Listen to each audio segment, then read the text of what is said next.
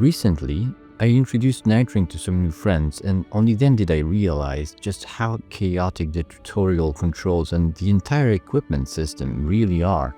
Almost nothing is explained directly. You're expected to learn through trial and error or by looking things up online. Even with some more solid experience in Elden Ring, I needed some time myself to adjust to the changes in controls, item behavior, and overall game flow. And on top of that, there's the constant running from place to place. Everything feels very rushed all the time. But at the moment, this is the only Souls-like of its kind that we can actually play together with friends, which also makes it possibly one of the most accessible entry points for getting into other Souls-like games. Regardless of whether you have experience with the Elden Ring or not, the beginning will be tough, and before you start diving into the best builds and advanced tricks, it might be better to slow down and start from the very basics. So let's begin with the fundamentals and the tutorial. At this stage, you cannot select our character, and the explanations provided are very limited. We'll go over details later in individual videos dedicated to specific characters. Here in the tutorial, we'll be playing as Wilder, who prefers heavier weapons but is still very fast and mobile. We move the character with the left analog stick, and the right stick controls the camera.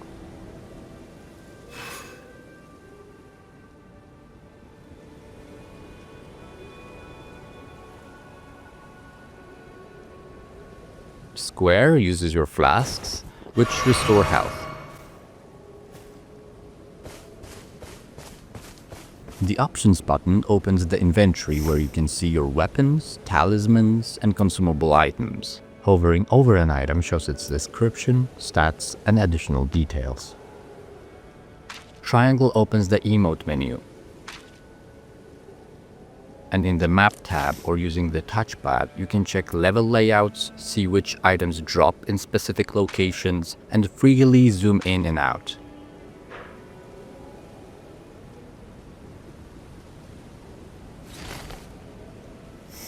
In the Status tab, you can view the entire party, their stats, damage, and currently active effects and relics.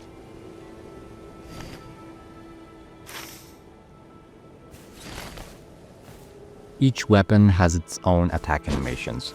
Light attacks are performed with R1 using your right hand. L1 is used for shields or offhand weapons in your left hand. Heavy attacks can be charged by holding R2.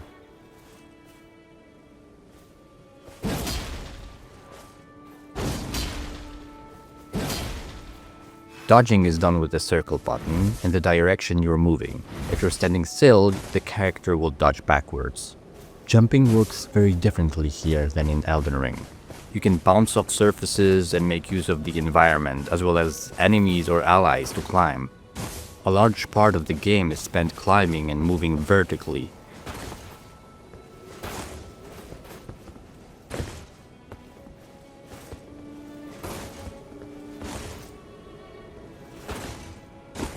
What's important, you don't have to worry about fall damage, unless you fall into a bottomless pit.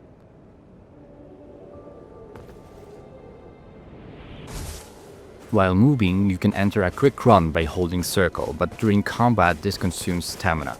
Sprinting, however, is activated with L3, and it can drain a large chunk of stamina instantly, especially at the start, so be careful about that. Weapon handling also matters, as it affects animations, combat style, and the available activated skill.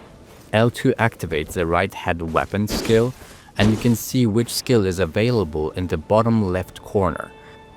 If you see an additional icon behind or around a weapon, it means that weapon skill will be activated. However, if you're holding a shield in your left hand, it takes priority.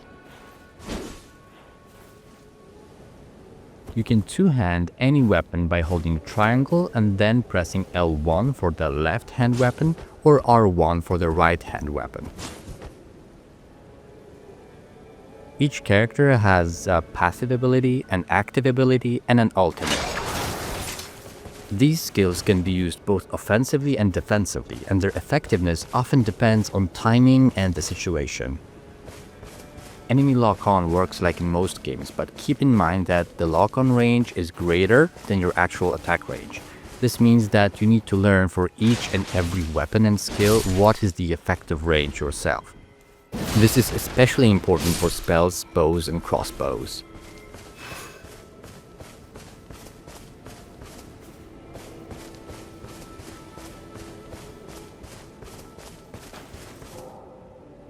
Depending on your equipment, character, and animations, not only can damage differ, but your hitbox as well, which can occasionally allow you to avoid damage from certain enemy attacks.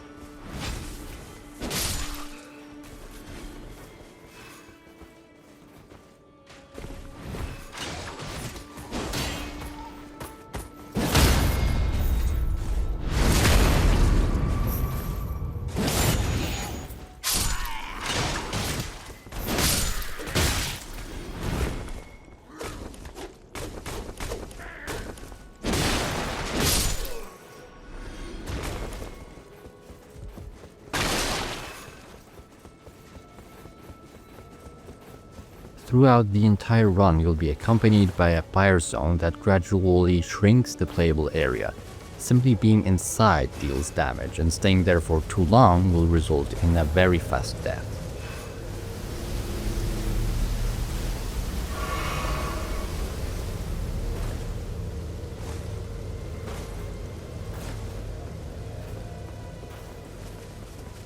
Items and rewards are picked up using the same button you use to interact with objects.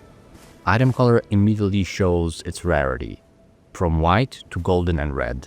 Most passive effects listed on weapons are active even if you're not actively using them. The exception is effects with a red border and a hand icon. These require the weapon to be equipped in either the left or right active weapon slot. We've picked up a new fist-type weapon. Both fists and claws, when used two-handed, duplicate the weapon into the other hand.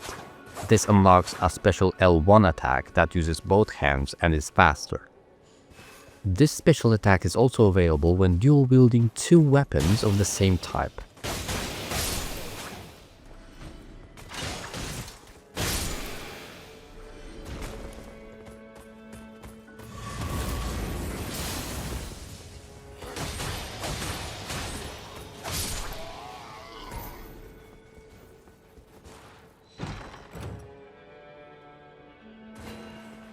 We found our first item with a passive effect in a red frame. This effect will only work if the weapon is equipped in either the left or right weapon slot. However, you can still two-hand another weapon without losing the passive effect.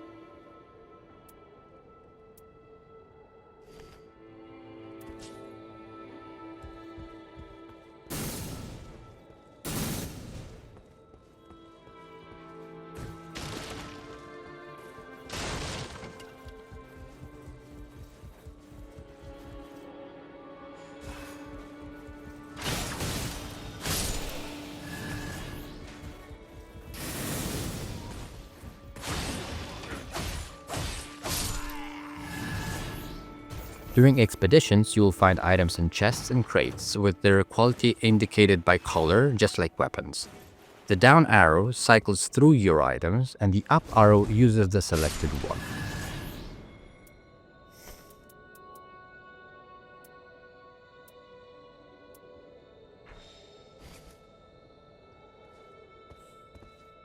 You can mark items and weapons left on the ground by holding triangle and pressing L3.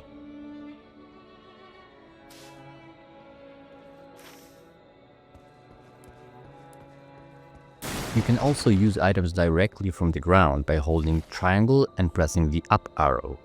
Consumables like oils add special effects or increase damage. These effects last for a limited time and will disappear if you switch weapons while the effect is active. Sites of Grace restore full HP, stamina, FP, and healing flasks, and reset various special effects. This is also where you level up, and in practice, it's almost always best to level up to the maximum level available. In multiplayer, you'll often be reviving allies or needing help yourself. The more often someone dies, the more revival bars need to be cleared, making revives take longer. The revival bar only resets after visiting a site of grace or after about 2 minutes without dying. A boss fight is coming up next, but there's no need to stress. It's a demanding encounter, and even if you know this boss from Elden Ring, it's not an easy one. You'll get a reward for winning, a special relic, but there's nothing stopping you from coming back later. There's no penalty for failure. Every enemy has its own rhythm, attack patterns, and behavior. Even if you don't succeed on the first try, every fight is an experience for the future. There's no point in stressing over mistakes. And if you manage to defeat the boss, congratulations! You did better than many Souls veterans. Tell me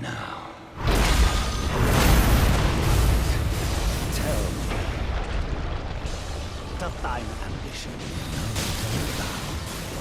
I